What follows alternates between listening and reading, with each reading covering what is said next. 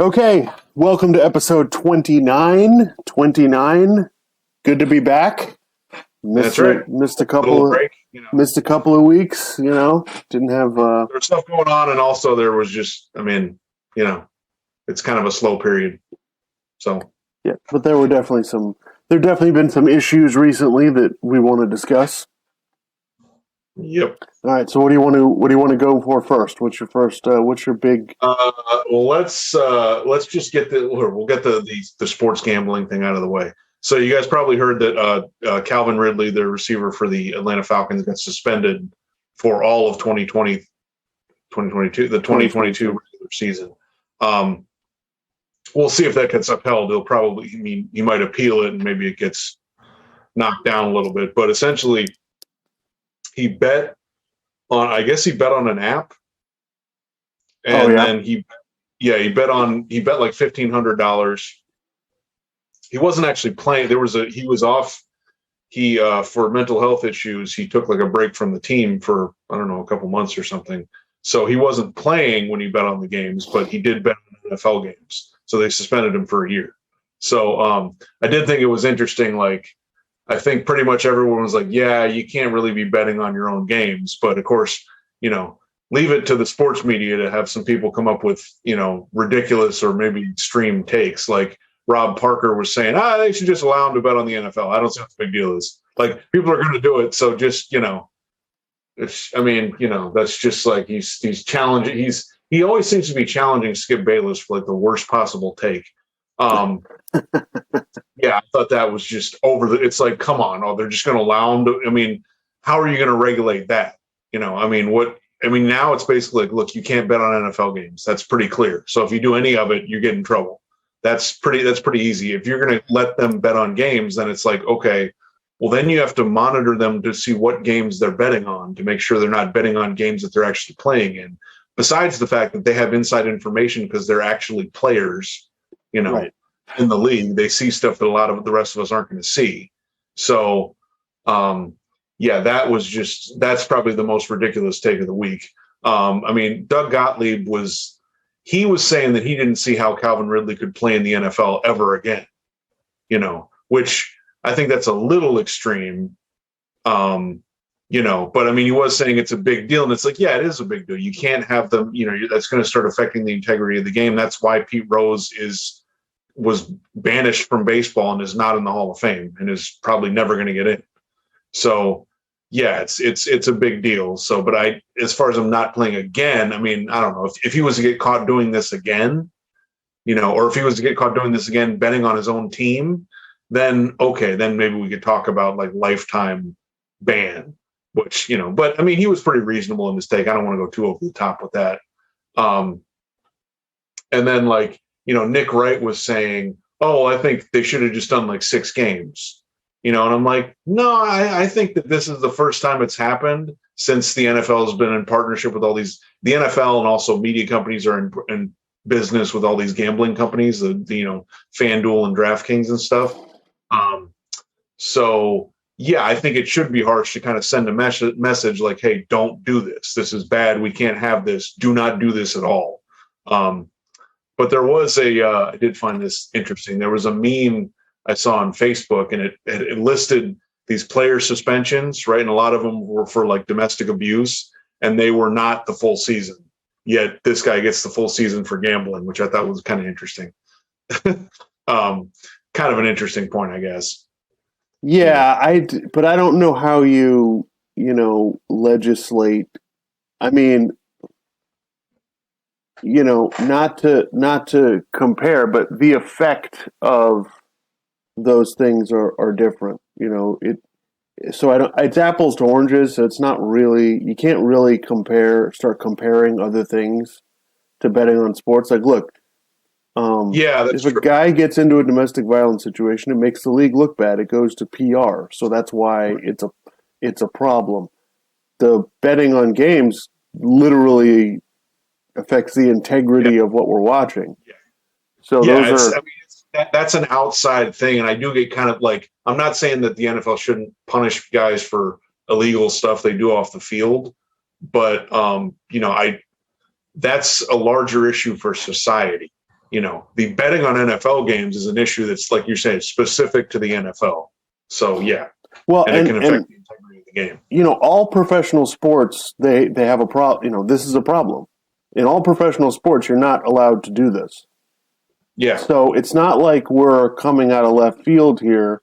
These are things that have been established, right? In baseball, that's how they were. They were very strict about it. If you did that, that's what happened. And it goes back 100 years, to Shoeless Joe Jackson and all of that. So this is a big deal, and I don't think we can. And the other thing, I guess the only other point I really want to make was that when people say, well, it's hypocritical, yes and no. Like, could you say that it's hypocritical for the NFL to take money from Budweiser and then do an ad campaign about responsible drinking and not driving when you're drunk?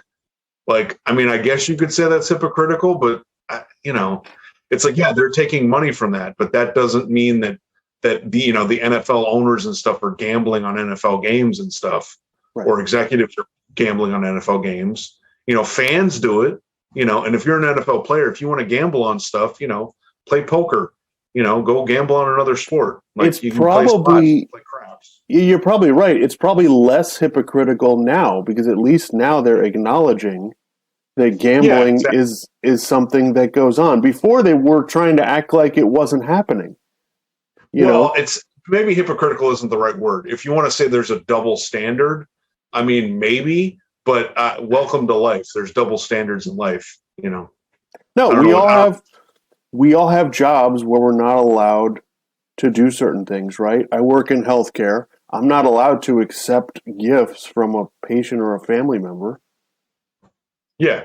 Right? There are certain things, and especially when we talk about certain cultures and certain sports, this is the deal. We can't have, we can't have this. And, it's easy. The NFL and the NCAA, to me, are just the easiest things in the world to just pick on. It's easy to just point out how that they don't do their jobs very well, and it's not, they're not always on the up and up. I get it. But they're not wrong for suspending the guy for a year. And no, I love the people who are like, it's fine, just do whatever. Well, going through life without boundaries is a bad idea. Yeah, just in general. If you just say whatever, I mean, you realize what's going to happen. People are going to start betting on stuff, and then they're going to get, they'll try to, not catch a ball, or they'll fumble a ball or do something to try to change the outcome to win a bet because of a bet that they made. Like, you can't, you legit cannot have that. I mean, think about it right now. Conspiracy theorists in sports who think that like everything's fixed or whatever, they're still regarded as like fringe people. They're like, oh, they're wearing tinfoil hats and they're, watching the X-Files and they're a bunch of weirdos. But if you start getting to the point where you're like letting guys bet on games, then that stuff becomes more of a mainstream thing. Like, oh, this is actually a problem. Not just like there's, not like a every now and then thing where we go, well, this game seemed kind of weird. Maybe it's fixed. Like, it becomes more of a thing. Well, and we've had betting scandals when you're not allowed to bet. Like, we've had plenty of those problems throughout the history of sports anyway. What do you think is going to happen if you just open up the doors? Well, listen, can most people probably handle themselves appropriately? Sure. Yeah. But again, this goes back to, a general rule. There's a small percentage of people that can't handle it. And does that kind of ruin it for the rest of us? Yeah, it kind of does. Pretty much, yeah. But I mean, again, if you're an NFL player, if you want to bet on stuff, you can go to Vegas. You can play poker. You can play blackjack. You can play poker with your buddies. You can bet on other sports. Technically, you're not supposed to play poker with your buddies, but like you can bet on other sports too. So I don't see what the big deal is. It's happening. It's happening anyway. But I don't think there's anything wrong with the NFL going, all right, we can't allow everything. Yeah. So anyway. So I guess maybe it's not surprising that something like that happened, especially because now there's so much partnership with gambling and stuff. So Yeah, you figured that would be an issue, and the only good thing about gambling is that, especially with one of these major things, is that they regulate. They can regulate it. They can let the league know if, hey, there's something fishy going on. If there's a whole bunch of money going one way or the other. Now, in this case, he wasn't betting a lot of money, so it's a little bit. But again, even that's the other thing. Even people are like, oh, it wasn't that much money. Okay, so it's fine then, just based on the amount of money. Like, come on, guys. Come on. Yeah. So, I mean, the major trade that happened this week, Russell Wilson, quarterback for the Seattle Seahawks, was traded to the Denver Broncos, and that kind of shook the earth of the NFL a little bit. Yep. So, I mean, listen, I think I wasn't sure that they were going to pull the trigger on it. I knew that there was a problem and that the team has been bad, and they probably need to rebuild. Like, they really have, the team has really fallen apart in the last few years. So it's not like a complete shock that Seattle would rebuild. It's just kind of one of those things. I wasn't expecting it, but I'm not surprised. But Denver really, kind of. I mean, they're saying that Russell Wilson was the number one choice, but, I don't know to what context they looked into Aaron Rodgers trying to get him. But I think... there were reports about, last offseason that they were trying to get Aaron Rodgers. So I think, we don't know for sure, but I think it's pretty fair to say that, he was probably the number one guy that they wanted. Yeah, they definitely had interest. Yeah, but I mean, Russell Wilson's pretty good too. I mean, Yeah, so I think they traded 2 first-round picks, 2 second-round picks, and 3 players, something like that. Yeah. Which is Which that's a lot, but I mean, Russell Wilson's a future Hall of Famer, so. Right, it's a pretty good haul. So to me, the controversy is, now it immediately goes into sports debate mode, and I think everybody's trying to be cute now.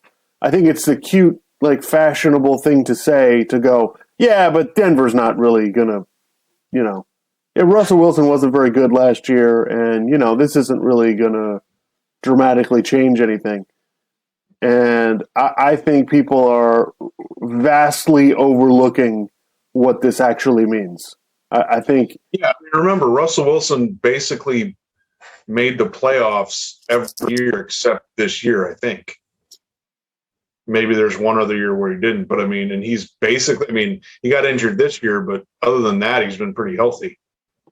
So, right. And the injury was like a finger. It wasn't like, catastrophic. Like knee injuries and stuff. Yeah. Right. Yeah. So, I think, to me, look at the last 2 teams that have won the Super Bowl, right? The Rams trade for Matthew Stafford. Everybody, the idea, well, Stafford never won a playoff game. What is he really? How good is he really? Is he really an upgrade over Goff? Blah, blah, blah. The Tampa Bay gets Tom Brady as a free agent. And again, it's like the same. Now, it was different with the Rams. There were some people picking the Rams to win the Super Bowl before the season started. But what I was hearing when Brady went to Tampa was, they're okay, but they're not going to be great. And I was shaking my head going, what are you talking about?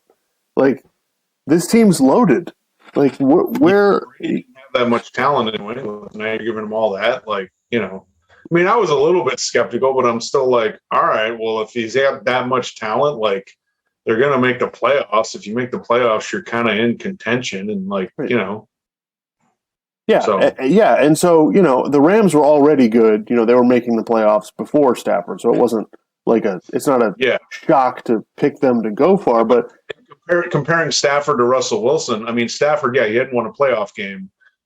He'd been to the playoffs 3 times. Russell Wilson has won a Super Bowl, been to another Super Bowl, and made the playoffs a bunch of times. And a lot of times he's been making the playoffs based on him, like carrying the team when the rest of the team, the defense has been getting worse and they're not able to run the ball. And, and Pete Carroll's doing terrible with draft picks and making crazy trades, giving up draft picks. So there was, in some sense, you could say there was some level of chaos in Seattle, but Russell Wilson continued to make the playoffs.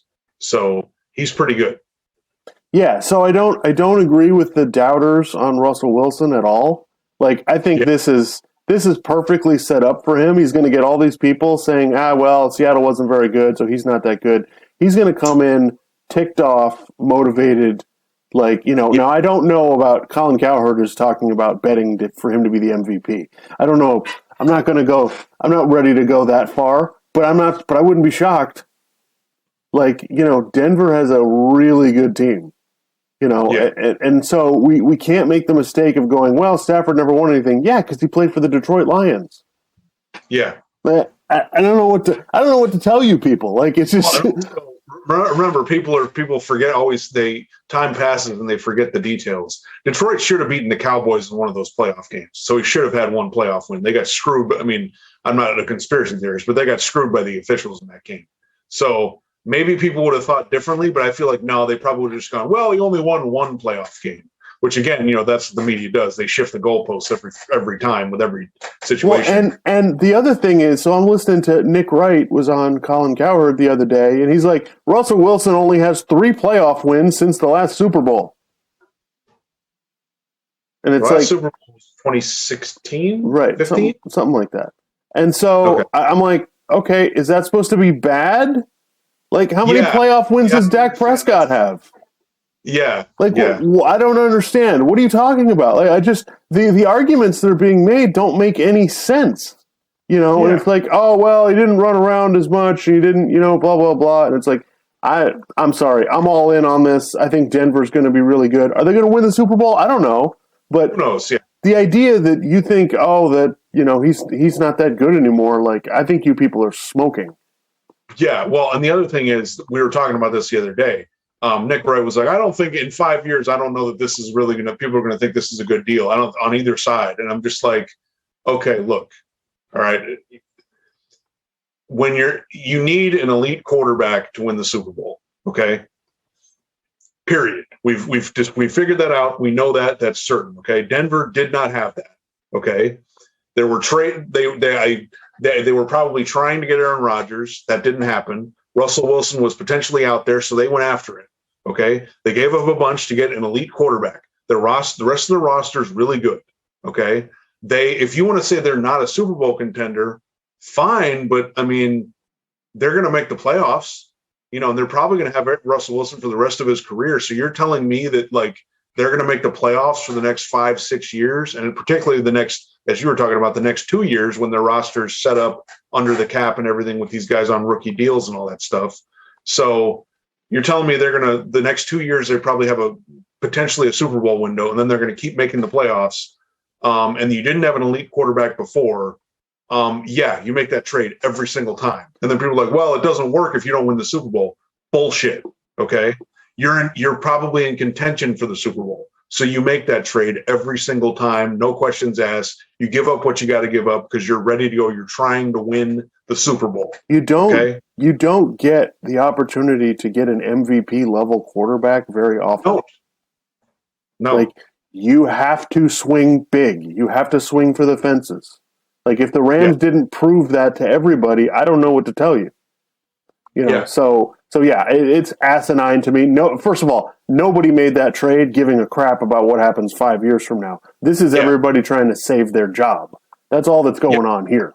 So, the Denver GM doesn't want to be sitting there with Drew Lock 2 years from now and get fired. He needs to, this is how it works. So, listen, you can doubt it if you want. You can tell me, oh, it's not that good. I mean, I'm sorry, man. Did you have Cincinnati in the Super Bowl? Yeah. You get the quarterback right, it changes the whole equation. And the other thing is, like I was saying about, well, if you don't win the Super Bowl, then you shouldn't have done it. No. And by the way, when the Rams got to the Super Bowl, Matt Stafford had proven that he was a really good quarterback already before he won the Super Bowl based on what he did in the playoffs. Because Jared Goff would not have done what Matt Stafford did in the playoffs this year. Forget the Super Bowl, which Matt Stafford was. He did a lot of great stuff in the Super Bowl too. So, just stop with the whole, championship or bust. And if you don't win the championship, it means you suck. Let's stop. That's ridiculous. Well, no, listen, I have no problem with that. You got to swing. You got to swing big. Got to go for the. Got to go for the whole thing. This is how it works. And so, so then let's jump into the Carson Wentz trade. So Carson Wentz was traded last season from Philadelphia to India. I mean, the amount of draft picks involving Carson Wentz's career is pretty crazy, right? Crazy, yeah. Because Philadelphia moved up in the draft to get him, second, and then they trade, like Indianapolis gives up a first and a second to get him from Philadelphia, and then Washington traded 2 third round. Jesus Christ, the guy's had like an entire team's draft spent on him. You know, pretty much. It's crazy. So that to me is crazy for a guy that I don't think any of us thinks he's going to the Hall of Fame. So that's kind of crazy. That it's just crazy that this guy's been moved this much. This many teams have believed in him. How much teams need quarterbacks? You know. Yeah. So I disagree with everybody who's one-sided on this. I don't like this either way. I don't like this from either side. I get what Washington's doing, but I still don't think they're very smart. You know, so I think, you know, I'm not sure what the Colts are doing because, you know, it's like the Colts had like they had like a relatively dependable car, you know, that would break down sometimes, but it was fixable. You could live with it. It gets you from point A to point B for the most part. You're not winning any races or anything. You're not winning any awards for it. But they had a decent automobile. And they're like, yeah, we don't like the way this handles, or we don't like that it doesn't have enough trunk space. You know what? Let's move on. And it would be one thing if they're getting, now listen, if you told me they're getting Jimmy Garoppolo, okay, fine. Like, if that's what you want to do, like, I mean, I don't think Garoppolo is like, anybody acting like Garoppolo is better than Wentz. I don't get that scenario. That doesn't make sense to me. But yeah, if you're getting a good replacement, okay, fine. But I read something after the trade that they were interested in Mitch Trubisky. Like, what's your plan here? Like, you traded the only thing that you have. You know, and it's not like it would be one thing if they got a first-round pick and this is a great quarterback draft. It's not. Yeah, none of the quarterbacks in this draft have a first-round grade. Not one of them. So I have no idea what Indianapolis's plan was. I kind of agree with Colin Cowherd where he's saying, you know, Jim Irsay just made a decision here because there's no way I believe the general manager decided this. They gave up what they gave up to get Carson Wentz, and they're like, we're done. Up on him after a year, yeah. That doesn't make any sense, number one. And number two, Washington, like, what are you doing? This is how many years in a row you haven't had a quarterback? Like, they could have tried to move up to draft Justin Fields or Mac Jones last year. They didn't do that, which, again, made no sense. Again, all those teams that didn't draft Justin Fields, I don't get it.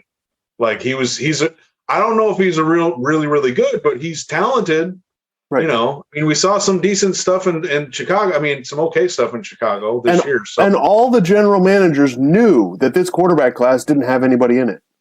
They all knew there was nobody that you're going to go, we got to draft that guy. They all knew that this was, you know, not a dead year, but, you know, I think one of the quarterbacks in this draft will probably be decent, but I don't think anybody's going to be special. So I don't understand what Washington's plan was. And then they signed Ryan Fitzpatrick last year. What, you know, and so now they're into this situation where they're giving up stuff to get a guy who's got, I think, 1 year left on his deal, who makes a lot of money. And it's kind of like they would have been better off just staying with what they had. I don't understand. I don't think it's good for either team. Now, I think Carson Wentz gets a little bit of a bad rap for acting like he's terrible. No, he makes some bad mistakes, yes. Okay. But he was pretty good last year. And, you know, yes, they blew the game against Jacksonville. You know, I get it. Yes, they should have made the playoffs. It's a disappointment. I completely understand that. But to me, they lost the game to Jacksonville, but there was a game against the Titans, right, where we were talking about this with the fourth down thing. They went for it instead of kicking a field goal. Maybe they win that game. And then also, like, I think Oakland had to win. Oakland won a game, Las Vegas won a game. And so if they hadn't won that, then the Colts probably would have made the playoffs. Yeah, the Colts played the Raiders. If they'd have beaten them, they'd have been in. Right. Yeah, exactly. So I just the funniest thing to me was that I'm watching Nick Wright talk about the Russell Wilson thing. I'm like, oh, it's not making him a Super Bowl contender. And then he starts talking about the Carson Wentz thing. It's like, oh, well, I don't understand why they're doing this. I mean, he's just going to melt down and blah, blah, blah, blah. I mean, I understand it from the Colts perspective. And then they're speculating, well, are they going to get Jimmy Garoppolo? Oh, yeah, I totally support this. He's better than Carson Wentz. And I'm just like, your criticism of Carson Wentz is that he melts down and makes horrible mistakes, which, yes, but not as many as you may think. But then you're saying Jimmy Garoppolo's better. Did you watch the playoffs this year? He threw a terrible interception against the Cowboys. He didn't do anything against Green Bay, except for that last drive, which he made a few throws, which I'll give him credit for that. And then in the NFC Championship game, I mean, they were up by 10, and he couldn't really do anything, and then he threw an interception to essentially end the game. So you're saying Jimmy Garoppolo is that much better because he doesn't melt down in big situations, which he kind of does. And also, Carson Wentz is more physically gifted than Jimmy Garoppolo is. Right. So, it's just kind of funny to me how, and I just think that people they get nuts because they're like, well, you're not going to win the Super Bowl with this guy. Well, there's only like 7 or 8 quarterbacks who you can legit say you're going to win the Super Bowl with. Right. If you don't have one of those and you can't trade for one of those, then you either draft somebody or you just trade for somebody else. You sign a free agent off the street. There's not many options, and the Colts almost made the playoffs last year. It's kind of like people criticizing the Titans, and they're like, well, why do they still have Ryan Tannehill as their quarterback? It's like, dude, they made the playoffs the last 3 years, 3 years in a row. Okay. They were the number 1 seed this year. They were in the AFC Championship game 3 years ago. Okay. They got a really good team. They're competitive. Like, if everything breaks right one year, maybe they can make it to the Super Bowl. Okay. So, and also remember, the Chiefs were in the AFC Championship game. And the Titans beat the Chiefs in the regular season. Granted, the Chiefs were playing like crap at that point, but still, it's the same thing with Kirk Cousins. People are like, oh, I don't know, why are you keeping Kirk Cousins? Well, who the fuck else are you going to get? Like, what? Yeah, yes, no, I agree. Like, I don't think it's going to be really hard to win the Super Bowl with Carson Wentz, but there wasn't a Super Bowl quarterback sitting out there to get. The Colts tried to get Matthew Stafford last year. They weren't willing to give up as much as the Rams were. So they've been trying to fix this problem. So I just don't get it from either side. And it's like like Bill Simmons was treating this like this was an NBA trade. Why would you give up stuff to get Carson Wentz? I'm like, I mean, did you think that the Colts were just going to hand him to you? Like, I don't understand. People don't think this through before they just say stuff. It's just, so no, I don't think Carson Wentz is a world beater. But I think the Colts are stupid.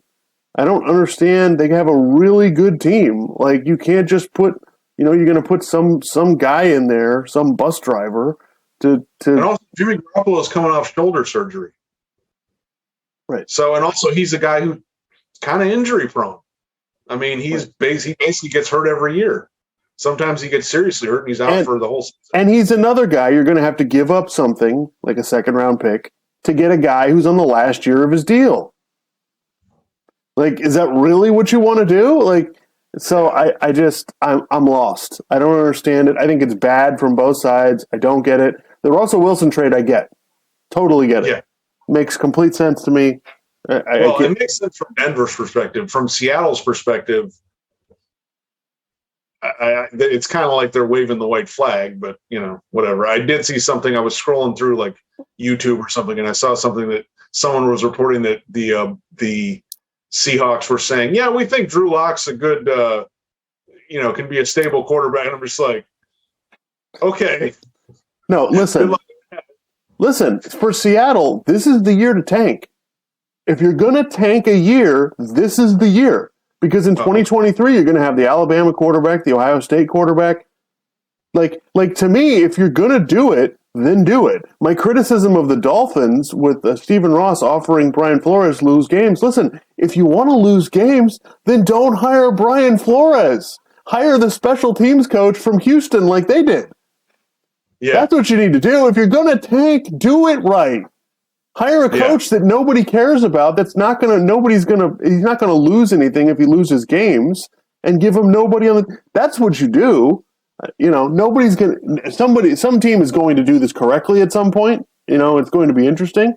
But yeah, I don't. So yeah, the Carson Wentz thing, I don't think Carson Wentz is great. And I heard Colin Cowherd saying, that basically kind of defending Carson Wentz, and it's like he's not saying he's great. All he's saying is the guy's competent.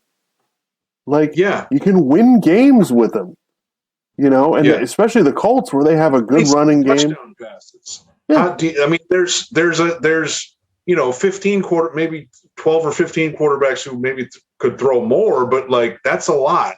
I mean, we're the Dolphins fans. Tua threw 16 touchdowns last year, and we're like, get rid of this guy. So come on. Half the NFL would kill to have Carson Wentz. Yeah. So, I mean, you can tell me you're not going to win the Super Bowl. That's fine. There's only a handful of teams that can even discuss that. Anyway, so the other thing that I found interesting and obviously everybody has takes on is, so the Brooklyn Nets finally played. Real quick, I just wanted to mention something. So I don't know if people saw this. Deshaun Watson is not going to be criminally charged. Oh. Did you see that? So there was, I think it was a grand jury or something, and he's not going to be criminally charged. In any of the cases? Yeah, it's just a civil thing now. Oh. So potentially, I mean, again, I still think he's going to have to resolve most, if not all, of those cases before someone's actually going to trade for him. But that could sort of pave the way to him being traded. So that could be an interesting. With like I said, with this draft, and there not being a great quarterback in this draft, there's going to be teams I read Carolina is gearing up. There's going to be some teams gearing up to get Deshaun Watson, which again begs the question: why are the Dolphins not out on Deshaun Watson now? They were trying to make the move for a year, and now they're out. Yeah. What are we doing here? Anyway, so the Brooklyn Nets. The Brooklyn Nets played the Philadelphia 76ers, and the first time they played each other since the trade in Philadelphia. Ben Simmons didn't play. Ben Simmons didn't play, because why would he? He's only missed the entire season and he's not injured. NBA player who gets paid millions of dollars, but no, he's not going to play. $35 million a year. Why should he show up and play? And nobody's bothered by this. I think he was there in warm-ups, and he was warming up with the team, but he was there. He was there. He was sitting behind the bench. People were booing him. But again, he got traded a month ago. I mean, what is the deal? So God, it's been a month already. Yeah. February 10th, he got traded. So it's just kind of weird. But at the same time, if you watch the Brooklyn Nets play, I mean, Ben Simmons seems to be an afterthought. It's my criticism of the trade was, you can't. The problem is when you're depending on Ben Simmons, and when Kyrie Irving can only play road games, you're going to have to depend on Ben Simmons, and that's not a good idea. So, I think, first of all, everyone's ridiculously overreacting to this. It's an NBA regular season game. Let's chill. It's not the last day of the season. Let's everybody relax. James Harden didn't show up. I don't know if he got bored. He's bored with Philadelphia and wants to go someplace else now. The night before or something. I don't know. Yeah, I don't know what his deal is, but he sucked. And so that kind of made it pretty much impossible. And you could tell Brooklyn was motivated to kind of stick it to James Harden a little bit. And so Durant, but again, that doesn't really mean much going forward. That's just one of those things, No. Yeah. Excuse me. Yeah, I agree. I don't think it means much of anything. I took away that, Brooklyn is, when they have everybody playing, they're dangerous, and I think if my contingent on Brooklyn is, if they lift the restrictions and Kyrie's playing every game, they're a handful. Now, that being said, okay, so Mike Greenberg on, I think it was either Get Up or the NBA Today, I'm not sure, basically said, if Kyrie's playing every game, The Brooklyn's winning the championship. I'm taking them. I'm putting all my money on Brooklyn to win the title. And so Zach Lowe was on there. His response was, okay, so let me get this straight. You're going to put your house, your car, everything you own on an 8 seed to win the championship. Yeah. That's what you're going to do. So I think Brooklyn is dangerous if they have Kyrie for every game, but I don't think they're going to win 3 straight. Low seed? Come on. You can't be that. That's really hard. Right. Right. It's not like they're playing in the bubble and every game's in the same spot. You got to travel and come on. Yeah, I don't think they can win 3 straight rounds, even with Kyrie for every game. I just don't think you can beat Miami and then Philly and then Milwaukee. I just don't think you can win 3 straight series like that. Not to mention the fact you're assuming Kyrie Irving's going to be playing in every single road game. You're assuming he's not going to get hurt. Right. Which he gets hurt all the time in the playoffs. Yeah, and when you're playing Durant 40 minutes a night, and with all of the stuff Durant has to do because they don't have any size, all of the stuff he has to do out there is... You're counting on him not getting hurt, which he's had plenty of injuries throughout his career. Yeah, so yeah, I don't... I said when the trade happened, I mean, I don't like the trade either way. I'm not in love with it. I like it better for Philadelphia, but I don't think either team's winning the title. I think it's done. I might put everything I have that both those teams won't win the championship. Now, granted, injuries could happen to other teams, so maybe I would slow down. So it sounds slow down. Like, so what? You'd favor Milwaukee? I mean, yeah. If you put a gun to my head, I'm like they're going to blow everybody away, but it's almost like default. Like Milwaukee plays a certain way, they have continuity, and they're just going to do what they do, and these other teams are going to fuck around and not be able to figure it out. Yeah. Yeah, no, Philadelphia lost some, losing Seth Curry for Philly really matters. They don't have the shooting that Brooklyn has, and that's going to be an issue in some of these series. I think defensively, Philadelphia needs Danny Green to be back so they, can slow people down a little bit because they just couldn't deal with Kyrie and Durant together. But yeah, I would probably take Milwaukee in the East, but this is going to be tough. This is going to be really, really hard. And so the thing is, like, it's funny, like, to think Brooklyn being, like, everyone's saying Brooklyn could be dangerous. They also could not make the playoffs. It's really weird. It's very strange to be in the NBA and go, this team people think they can win the title and they might not even make the playoffs. Yeah, the team nobody wants to play in the playoffs thing is kind of a ridiculous take. No matter whether you're talking about the NFL or the NBA, people love to do that, and to me, it's just ridiculous. Listen, it's like remember when the Lakers had Dwight Howard? It was Dwight Howard, Kobe, Steve Nash, and they're like, yeah, this would be the team that nobody wants to play. Well, imagine if Kobe didn't, because Kobe ended up getting hurt and then he was out, whatever. But imagine if Kobe didn't get hurt. Because before he got hurt, people were like, oh, this is a team that nobody wants to play in the playoffs. I'm like, okay, so you mean the team with Dwight Howard who's coming off a back injury, who hasn't been the same guy, and Steve Nash, who hasn't been able to stay healthy, and Kobe, who's older, like, nobody wants to play this team, really? As, like, the 8th seed in the playoffs, nobody wants to play this team? Okay. Yeah, it's like, Bill Simmons was saying something a couple weeks ago about, like if Phoenix had to play the Clippers in the first round and the Clippers get Paul George, maybe Kawhi, whatever, they get Paul George back, and Ryan Russillo was like, yeah, I'm not worried about the Clippers. If I'm Phoenix, I am not worried about the Clippers at all. It's just so, yeah, I think we make a lot out of this. And listen, if I'm the Miami Heat, like we're Heat fans, we play Brooklyn in the first round, I feel pretty good because Miami is way more physical than them. They've played way more games together this season, especially. And and like you said, Miami is like Milwaukee. They do what they do. You may be able to beat them, maybe your talent will overcome that, but they're going to be ready to go. And Brooklyn is still trying to figure it out, and Ben Simmons still hasn't played. So it's, now maybe it comes down to it and Ben Simmons comes off the bench and plays 15, 20 minutes a game and it doesn't matter. that would be my argument to, like I said, if Brooklyn is not depending on Ben Simmons, then that's a positive for them. Yeah. So, yeah, I think, this is gonna be really interesting. With all the injuries going on, Phoenix is injured, Golden State is injured. This will be a really, really interesting playoffs, especially in the Eastern Conference. And I would love to see Philly play Brooklyn in the playoffs because it would just be fantastic. The fans would love it.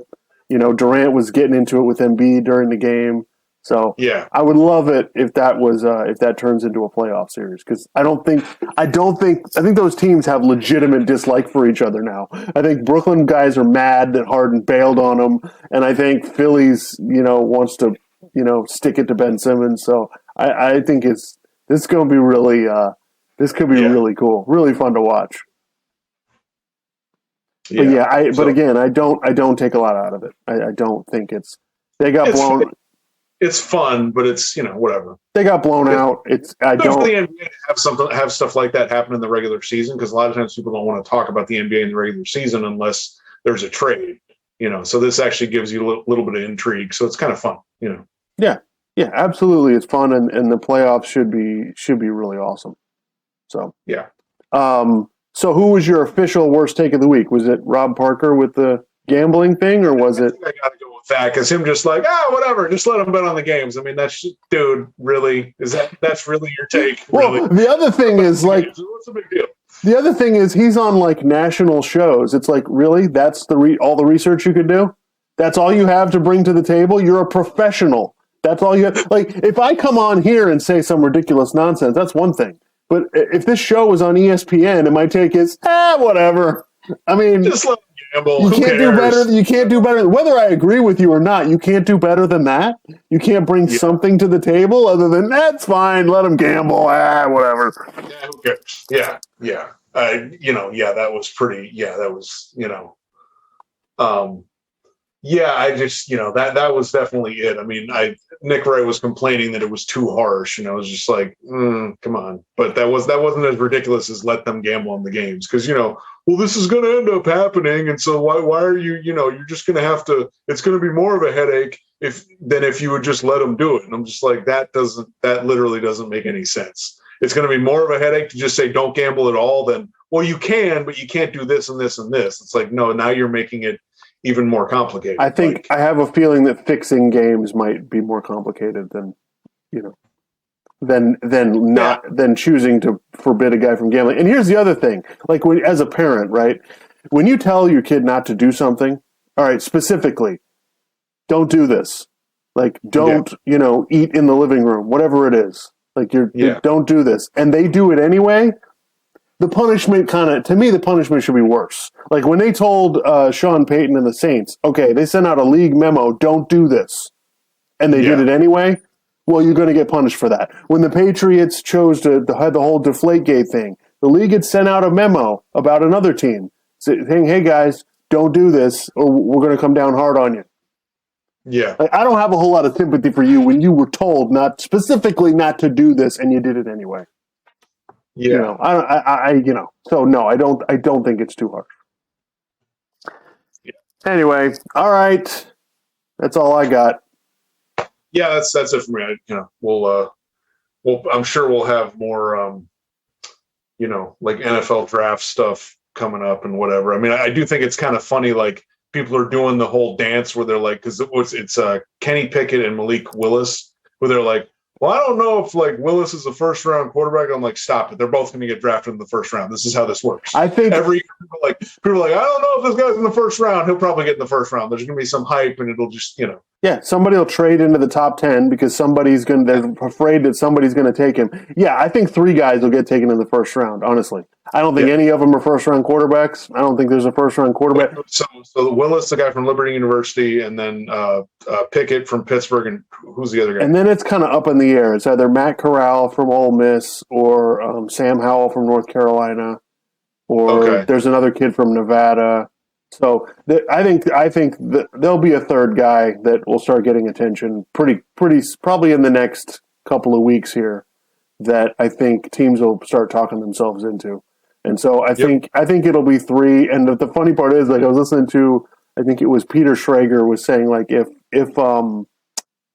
the quarterback for Houston, Davis Mills, he went to Stanford. Like, if he was in this draft, he'd be the number 1 pick.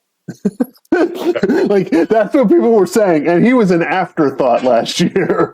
So it wasn't that bad, but he was. No, listen, guy can play, but that's what you're looking at. You're looking at a lot of clipboard holders, and I think somebody will be Kirk Cousins, though.